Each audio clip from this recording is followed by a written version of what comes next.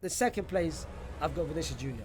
I know for a fact, no matter what I do, what list I do, what ranking I do, there's going to be some people that's going to be upset with it because they love the players more than the team itself. Some section of the Madrid fans might be annoyed with it. But hey, I'm not going to please everyone with this video. Again, I can't have the exact same 23 players, the same as you do. But if I do have the same exact list as you, what you're thinking, or how you're feeling, then hey man, I appreciate you. But guys, welcome back to another video. A video where I've done the mission impossible, which is ranking every single Real Madrid player from 23 to 1, from 1 to 23, from best to worst, from top to bottom. This list was so difficult. I can't lie. I can't deny it. This list was so difficult because I went to, bro, for about good 10-15 minutes, I was just staring at the list. I was just like this. I'm just deciding, should this guy be above this person? But does he deserve to be above this person, or should he be under? So I took, the thing is, you usually with those lists, you can be a victim of thinking with your heart because you love the players more than others. You've got preference on certain players more than others. On this list, I made sure I've got no personal heart preference. I've got, my preference is thrown out of the way. I'm thinking with my head only. What do you mean by that? It's only objectively, with no bias, and I've managed to do it, like I said, from 1 to 23. But before I go any further, you guys already know, like, share, and subscribe. I'll wait for you. Have you done it? I'll wait for you. Hello?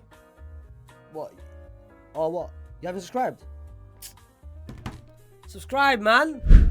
And before I start as well, there's not going to be any Castilla players in this list. So the likes of Nico Paz, it's not going to be in there. Alright. Starting at number 23. And it's no other than the man himself. Mr. Loan signing of the summer. Kepa! I can't lie, is this a surprise? Is this a surprise to anyone that Kepa's last? Again, Kepa, nothing towards you. Again, this is not personal. I know you came out earlier this season and said, I would love to be in Madrid. I want to be in Madrid. Your wife said it as well. That's fine. You can be in Madrid, but not this club. Go to a different club and stay in Madrid. I don't mind it. But bro, this season, let's just move on, because I don't want to say and start mentioning your performances after each game, and the fact that you can't save long shots, and the fact that your distribution, and the fact that your cross ability is so... But yeah, Kepa last place.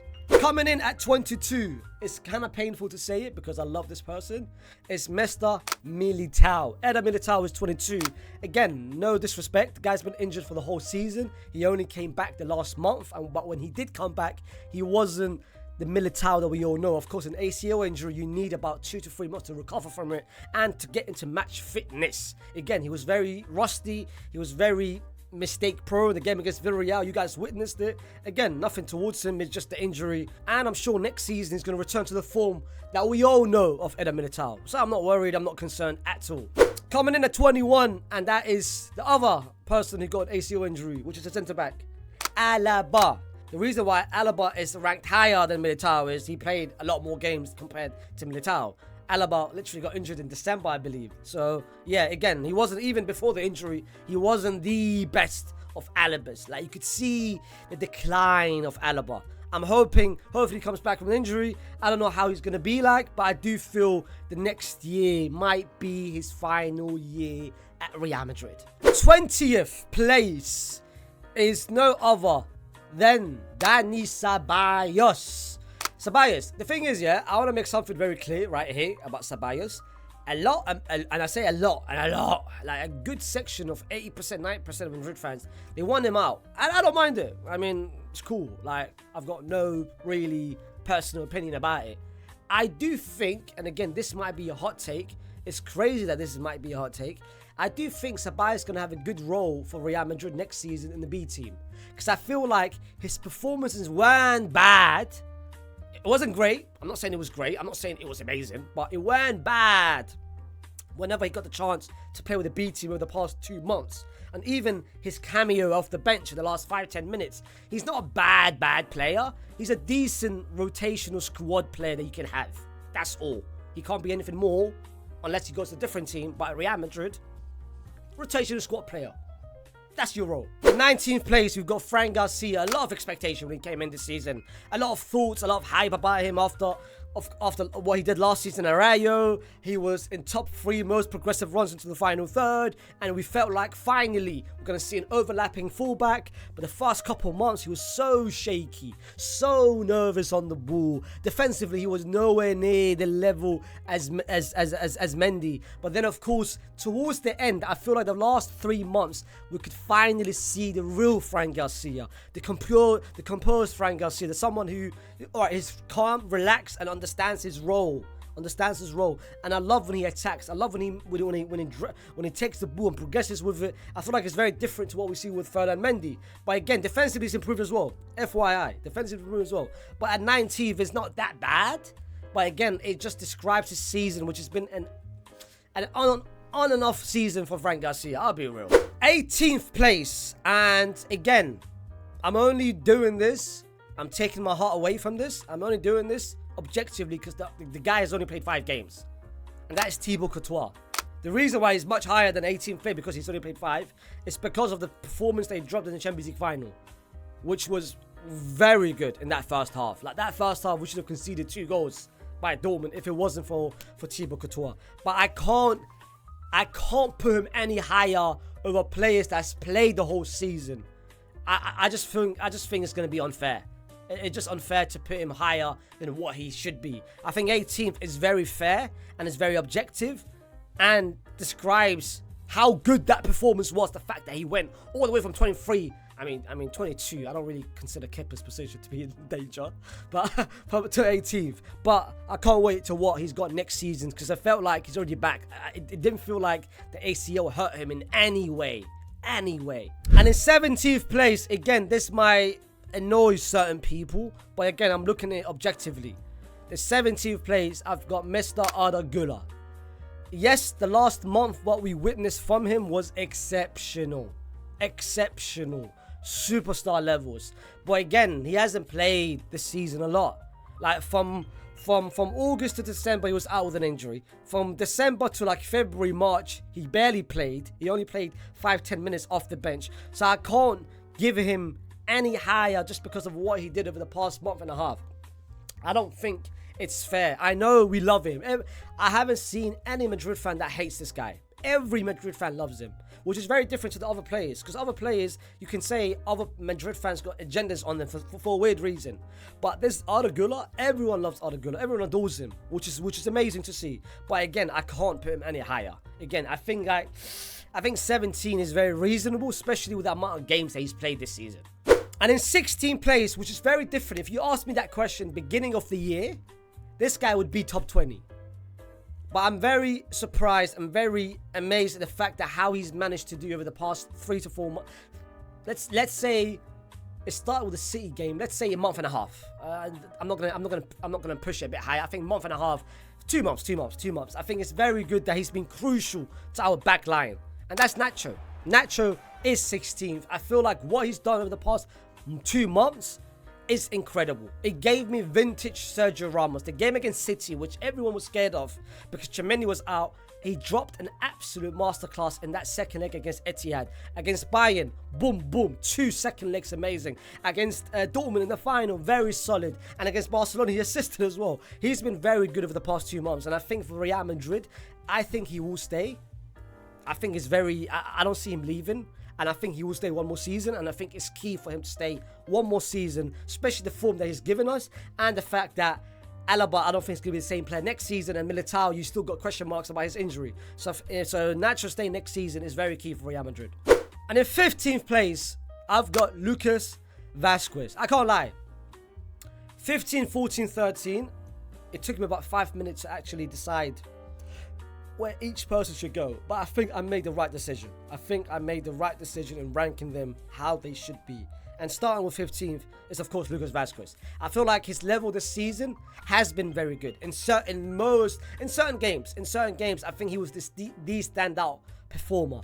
You guys, of course, remember the goal against Alaves in the last minute to get us that 3 points away from home. The game, of course, against Getafe away from home, where he assisted one of Joselu's goals. And, of course, the game against Barcelona, where he scored and assisted. What an incredible performance. And the game against Villarreal as well. Villarreal, the 4-4, where he scored and assisted.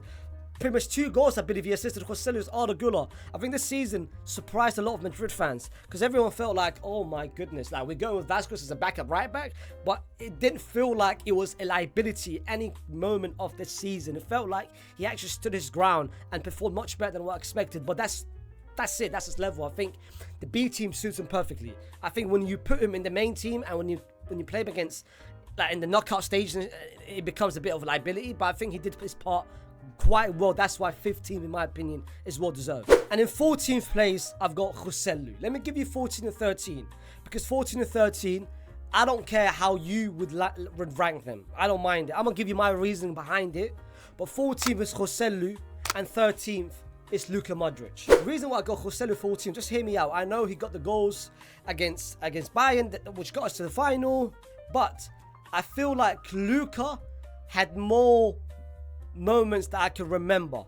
Yes, Joselu got us the goals, but I feel like Luka had more match performances and games that didn't really have to come up in the stat sheet for me to recall. There's been so many Luka Modric moments in this season which I felt, oh my god, the reason why we won this game is because Luka Modric came on. Oh, Luka Modric had this moment of brilliance.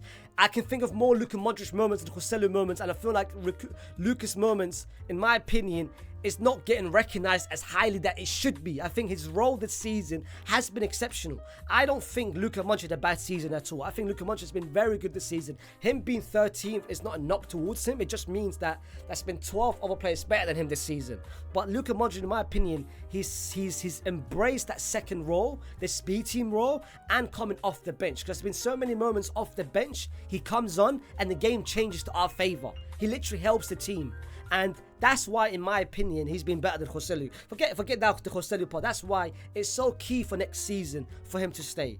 Because again, I'm gonna give you the moments and you might already have them in mind. The first moment that comes into mind is Barcelona away from home at Nou Camp. He came on in the 60th minute, changed the game completely, assisted the winner. Then against Bayern in the second leg, he literally avoided us going down 2-0. After what he did with that last minute ditch tackle. That is as high as Joselu's goal. Because if Bayern scored, it would have been 2-0 to Bayern and the game would have been over. So I think Luka Modric's contribution should be, in my opinion, rated a lot higher than what it should be. Coming in at 12th place, I've got Brahim Diaz, who this season, I can't lie, has done so well. He even at one point this season made us think that he should be starting for Real Madrid. There was this moment, a stretch of period where towards the end of 2023 and the beginning of 2024, where he was performing much better than anyone expected because he was starting, because there were certain players out with an injury. Vinny was out, and even when Jude was out in March, he got his chances and took it with the game against Leipzig, where he scored the winner, the game against Atleti, where he scored the first goal, then Lorenzo scored the equalizer. But this season, he's done so well, and towards the end of the season, where he got more playing time than the second team, I said for next season, he's going to be our Isco. He's going to be the Isco of next season, where the B team is going to be him. I think he's going to be the catalyst of the B team. And in the main team, he's going to be starting when Jude is out sometimes. Or when Vinny's out. Or when Rodrigo's out. I feel like he's going to get more playing time. Similar to how Isco was in the 16-17 season. He's not going to start the Champions League final. Don't get me wrong. But he'll get a lot more playing time next season. Trust me. And in 11th place, I've got Ferland Mendy. The comeback that he's had this season was exceptional. Last season, it was a decline. We thought, you know what, that 3 seasons ago, Ferland Mendy on the Zidane, I don't think it will ever return. Last season, it was so bad with the injuries, him not performing to the level that it should be. His biggest strength last season was defending, and last season he was a liability in defending, but this season, he stepped up so much. I think this season, we are a much better defensive side, and the goals that we've conceded less is because of certain players, but Ferland Mendy being one of them. He's been so good this season, and for me, he deserves a contract, and he deserves to stay next season. As simple as that. And now, top 10 in the draft.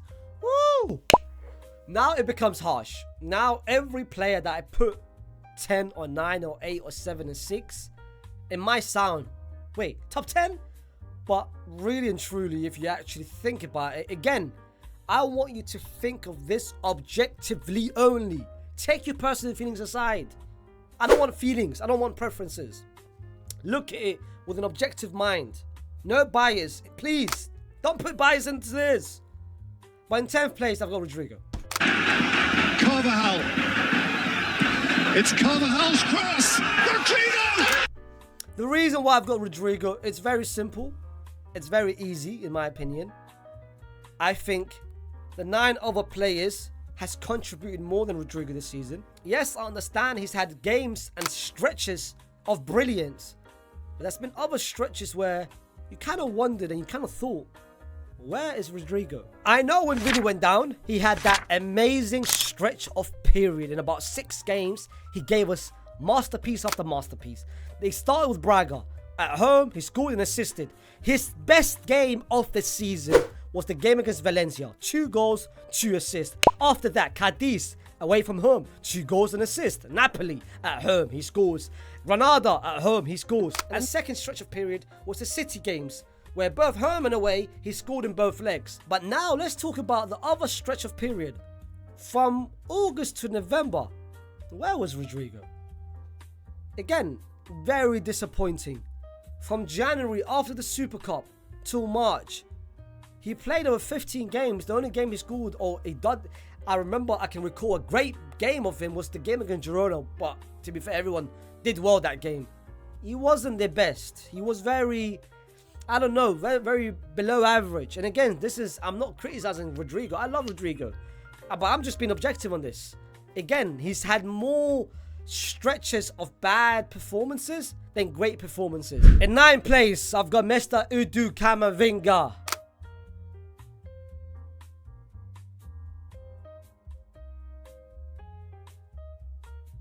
The man who should be a guaranteed starter for Real Madrid. The man who should be starting every single game for Real Madrid. The man who, whenever you see him starting, you can see a sense of importance every time he starts. You can see, all right, Real Madrid is leading because of Camavinga. You can see, oh wow, Camavinga is having a great performance. Camavinga embodies no GAs, but he can still perform at the best of level, and that's what he's done this season. This season, he's finally got more playing time. He's finally started. It kind of helped when Tchouaméni went as a centre back, and he's got his moment and took it and ran with it. The Champions League final, everyone said, "Oh, Tchouaméni's going to be missing the Champions League final. That might be a problem for Real Madrid." Nah, we've got Camavinga. That's not going to be a problem. Camavinga is that great, bro. He's elite at every position. 6, 8, 10, left back, right wing, left wing, striker, even as a goalkeeper. That's been clips online. Going as a goalkeeper, he's been doing great as a goalkeeper.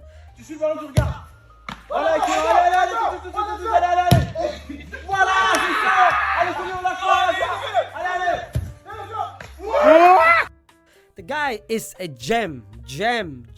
Please appreciate him even more. And with Camavinga, he is underrated. He is underappreciated. He's unrecognized. And most importantly, he's unseen. When you watch the game, you don't think, oh, let me watch Camavinga. But when you actually watch the game, you see Camavinga all over the pitch. That's how great he is, man. Put some damn respect on his name. And in 8th place, for me, Tchouaméni. What a player.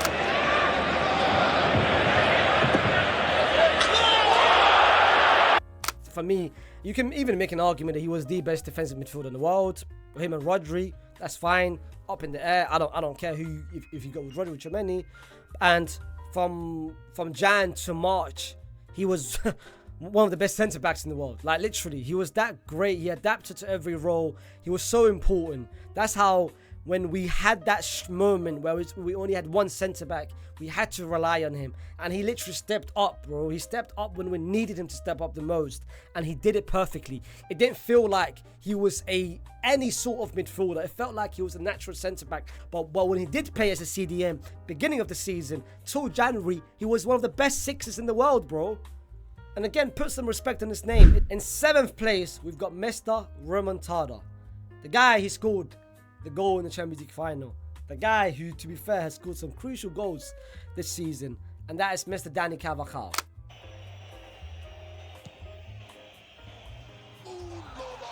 The season that he's had is an absolute surprise and shock to any Madrid fan after how he did last season. And every single Madrid fan was like, we have to sign a right back. We have to sign a replacement.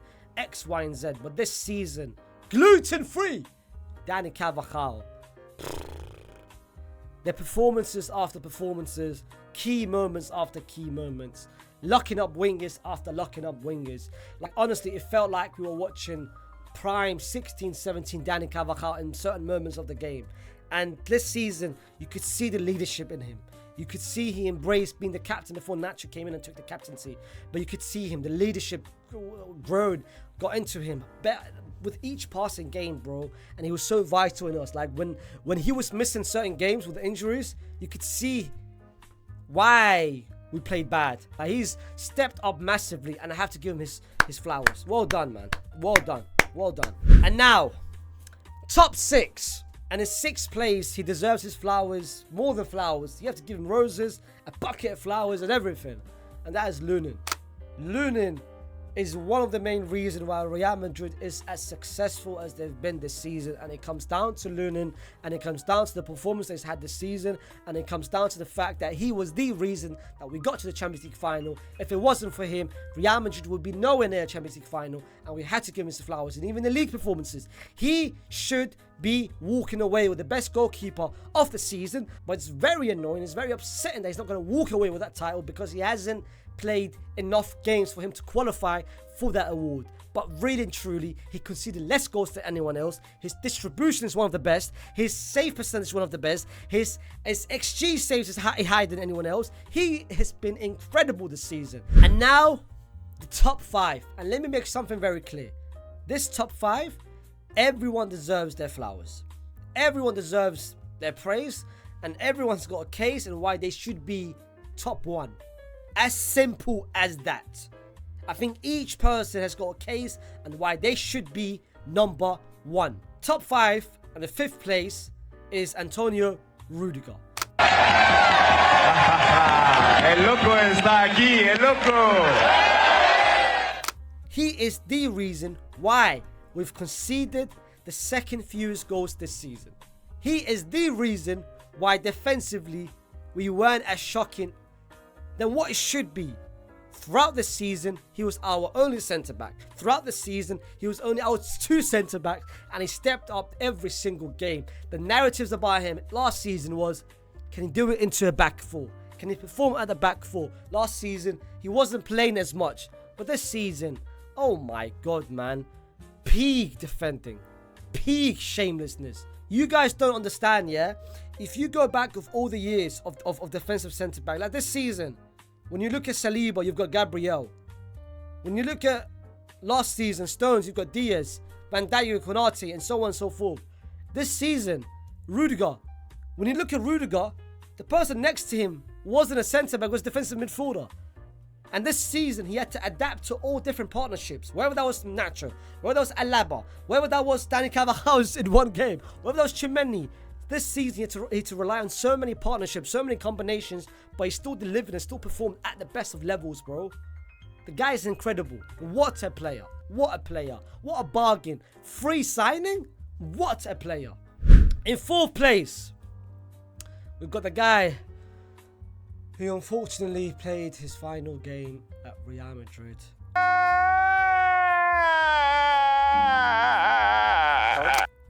Last weekend at Wembley, and now he's retiring and saying goodbye to Real Madrid, and that is Mr. Toni Kroos. Toni Kroos, we cannot replace you. We cannot replace you, Toni Kroos. We cannot replace you. But nah, Toni Kroos, the system was all him. Real Madrid, the reason why we controlled games and the reason why we dictated games was because of Toni Kroos. The reason why this system didn't look as flawed and didn't look as weak in front of the eye of the public was because of Toni Kroos. Toni Kroos hid a lot of our weaknesses, a lot of our liabilities because of his brilliance and because of his ability just to control games by his own. There were so many games this season, he controlled it by himself. And that's one thing that Real Madrid will miss next season. I said it in my tribute video to Toni Kroos last week. Like, you guys can watch it there. I said that Real Madrid this loss of Toni Kroos heading into next season will be as big as Ronaldo leaving us in 18-19. Ronaldo left us in 18-19. The goals, we couldn't replace the goals. We couldn't replace the match-winning performances. When Toni Kroos leaves next season, we're not going to replace the level of how we can control games. And because we have to adapt completely. The whole formation is getting changed next season. The whole system is getting changed next season because the system was Toni Kroos. Toni Kroos was the system of Real Madrid this season. So his absence and his loss for next season, you guys don't understand, bro. It is so crucial. So crucial. So finally, Toni Kroos, muchas gracias after what you've done this season. Thank you so much, man. Thank you so much. And now, top 3. The reason why Toni Kroos is not as higher as in what he should, the other 3 players for me was, you could see had more match-winning performances. And starting with 3rd place, and that is Mr. Jude Bellingham. Bellingham, Jude Bellingham, Jude Bellingham, Bellingham,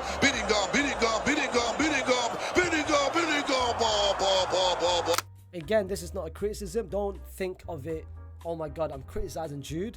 I'm mocking Jude for him being 3rd. No. This is nothing. That's just 2 players better, in my opinion. Again, this is just my opinion. I'm not speaking of every single Real Madrid fan. That's just the way I'm looking at it. But if you agree with it, then fair enough. 3rd place is Jude Bellingham.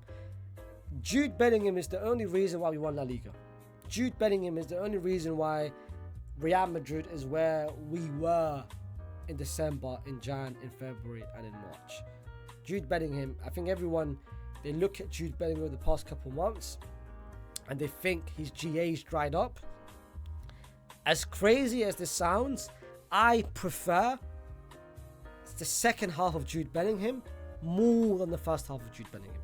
Yes, the first half of Jude Bellingham had the goals, the match-winning performances in the last minutes, the assists and X, Y, and Z, and everything you can say.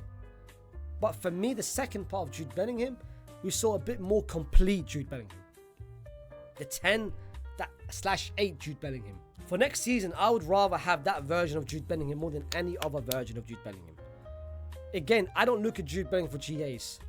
I don't care about GAs. I don't care that the past 4 or 5 months he didn't give us the GAs he did in the beginning of the season. I don't give a single damn of that. But I'm more than happy than what he gave us in the last 4 or 5 months. He's been injured. He had to take painkillers. He had cramps a lot of moments. But when he was healthy, he gave us the Jude Bellingham. The completeness of Jude Bellingham. And every single game, when he was healthy and when he never gave us the GAs, it was literally the best performance on the pitch.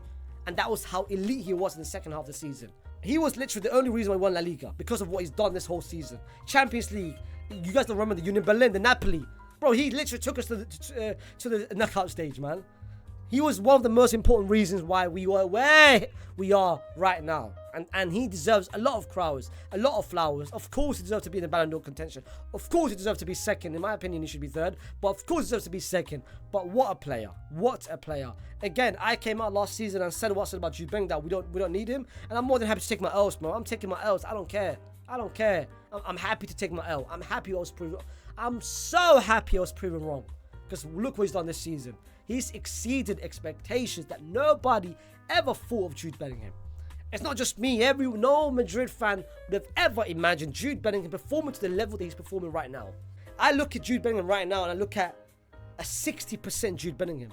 Bro, that's how scary it is. He's still got a lot of room to improve.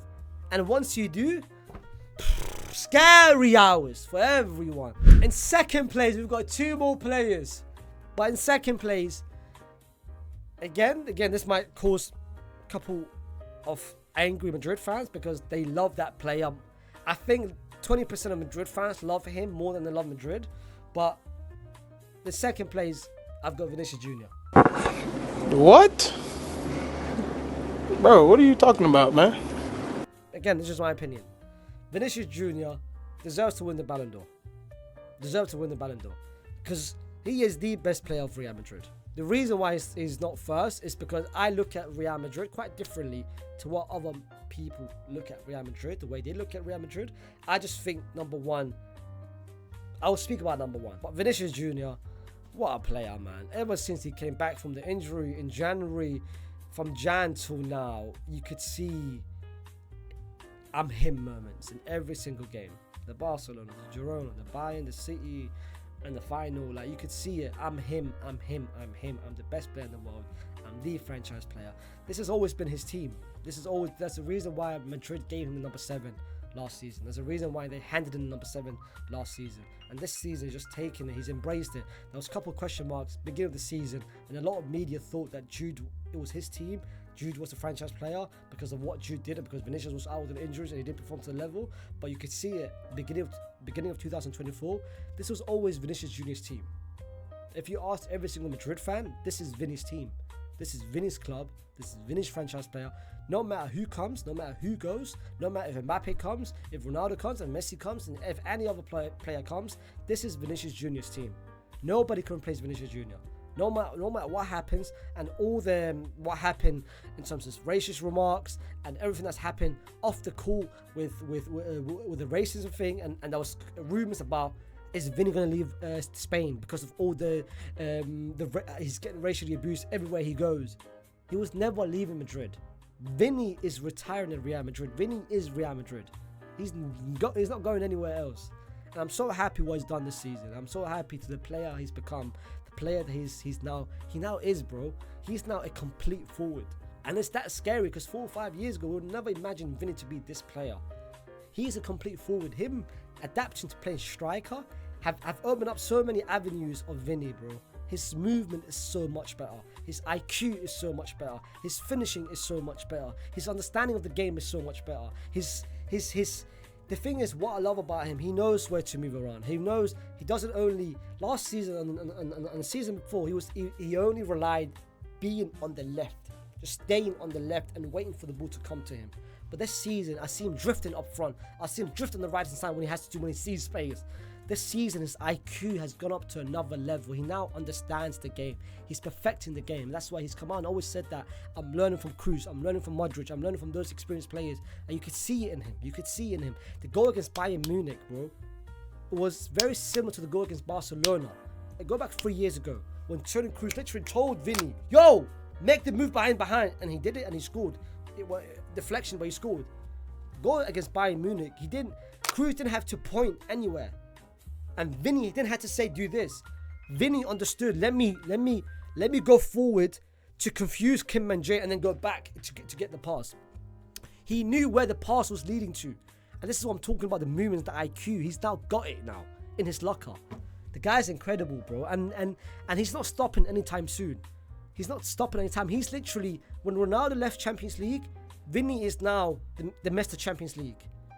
He's got more GAs than anyone in the Champions League for the past 3 years, bro. More GAs than everyone. Every single game, every single big game you can think of, Vinny scores in that game.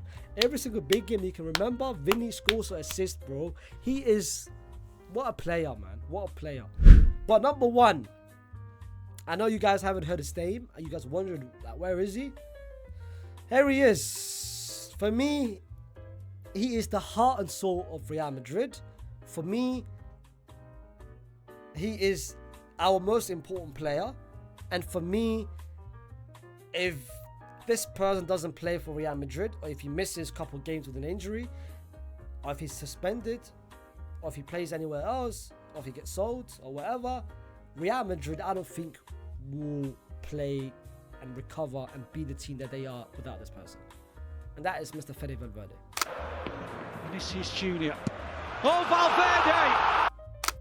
Literally, Fede Valverde, for me, again, I don't expect you to agree with me, and if you do, then thank you.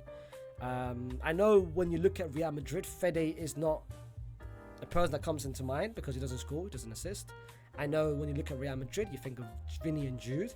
I know if this is your list, most likely you're gonna have Jude and Vinny top 2, and I don't mind it.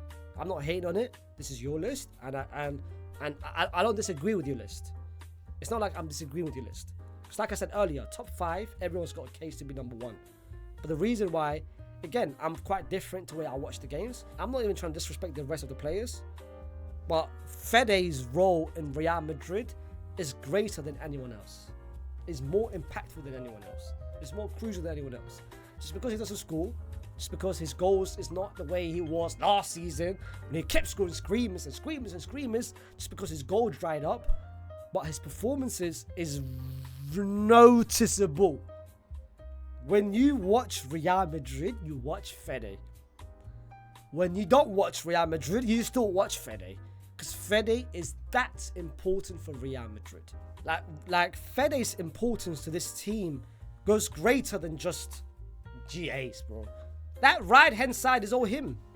He controls that right-hand side. Both on the attacking end and the defensive end. Like, you guys don't understand that. You guys don't see it because maybe it doesn't come. The goal never comes from the right-hand side sometimes. It comes from the left-hand side because Vinicius is there. But, bro, the right-hand side is all him. He controls that right-hand side. The reason why Carvajal's been great this season is because Fede always defensive and covers for him. The reason why we've been decent defensive is he double teams, he comes back, he drags, and sometimes, I don't know if you guys don't see, he places a right centre-back most of the time. He places a right-back most of the time because that's the duty, that's his role, that's his responsibility. But you guys don't see it. Fede's role is so important to this team, bro. It's so important to this team, and words cannot describe it. Like, that's why for me it's number one. He's the heart and soul of Real Madrid. He's the heart and soul of Real Madrid. I swear, like I've been saying it for a while, if Vinny doesn't play, I still think we can win. Because Rodrigo can play on the left-hand side, and he can give us, I'm not saying he can give us the same level of Vinny, but he can still give us amazing, because Vinny on the left is amazing. If Jude doesn't play, I think we've got pieces to change that. Toni Kroos this season is quite different, but yeah, Toni Kroos as well. Dan and Carvajal, everyone else. But if Fede doesn't play, Real Madrid, I don't think will be as successful as no one. Like Fede is so vital for Real Madrid. So vital for Real Madrid. And I don't think you guys understand it. That is just to me. I'm not selling Fede for anything. If PSG came with an offer of 500 million, he's not going. 1 billion, he's not going. Fede is untouchable. Untouchable. I'm not selling Fede for anyone. If you told me right now, and again, this might piss off a lot of people. If you told me start, stop, sell, Fede, Tchouameni, Jude, Fede is starting every single time. Fede is, next season, I've seen some lineups, some predicted lineups for Real Madrid when Mbappe comes in. And I will be making a video how Real Madrid will line up next season with Mbappe and without Toni Kroos in the next coming weeks. But I've seen some videos already, and I've seen some tweets already, and I've seen some predicted lineups. 50% of those lineups for next season does not have Fede Valverde in that team. And from the 50% of those lineups, over half of them are from Real Madrid fans. If non-Madrid fans do it, I don't blame them because they don't watch Real Madrid. And Fede is not a luxury player to them. They don't watch Real Madrid. Because most of them, what they had Camavinga, Chimenez, double pivot. But the Madrid fans, the ones who claim to be Madrid fans, you guys didn't have Fede in your team for next season. You guys should be ashamed of yourself. Ashamed of yourself. You guys should not even call yourself a Madrid fans. If you don't have Fede in your team, you're not a Madrid fan, bro. But guys, this has been my video and my ranking. If you guys agree with my ranking, thank you. If you guys understood my reasoning behind it. Again, I'm not expecting anyone to agree with it. But I'm very interested to see your ranking. So put down in the comments what you think 23-1 should be. Give me your list. I'm gonna look at them. I'm gonna give you my thoughts of them. I'm gonna react to them. But yeah, man, give me your list down in the comments. If you like the videos, I'm back. So please show some respect and like the video because I am working so hard to be consistent and to bring you guys videos. But yeah, man, if you guys like the video, like the channel, please like. Don't forget to subscribe. And I will see you next time. Peace.